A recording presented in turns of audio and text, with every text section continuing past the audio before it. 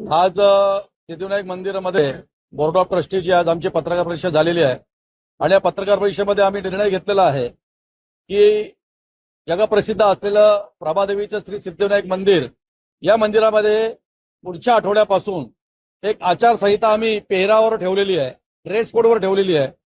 की आमच्या निदर्शनास आलेल्या किंवा काही भक्तांच्या सूचना किंवा तक्रारी सुद्धा न्यासाकडे प्राप्त झाल्या होत्या की मंदिरामध्ये काही भाविक येतात, मग ते कोणी भाविक कुठल्या जातीचे धर्माचे पंथाचे असतील, स्त्री किंवा पुरुष असेल, ते काही भाविकांचे पेहराव हे संकोच वाटणारे, समोरच्याला संकोच वाटणारे होते की पेहरावामध्ये कसेही पेहराव त्यांनी परिधान केलेले असायचे। त्यामुळे आम्ही निर्णय घेतलेला आहे भक्तांच्या सूचनेनुसार, तक्रारीनुसार की पुढच्या आठवड्यापासून श्री सिद्धिविनायक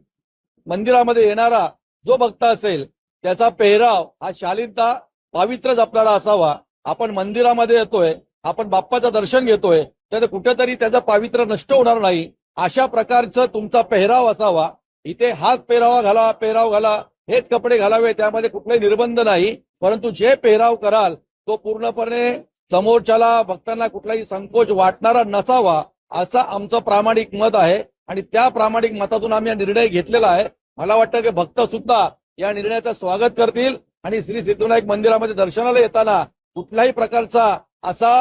वेडावाकडा पेहराव न करता आपण जसं घरामध्ये आपली पूजा असेल, लग्न असेल, त्याच्या पद्धतीने आपण पेहराव करतो त्याच्याच पद्धतीचा पेहराव करून आपण मंदिरामध्ये या। तुमचं स्वागत आहे, आपण दर्शन घ्या, परंतु यापुढे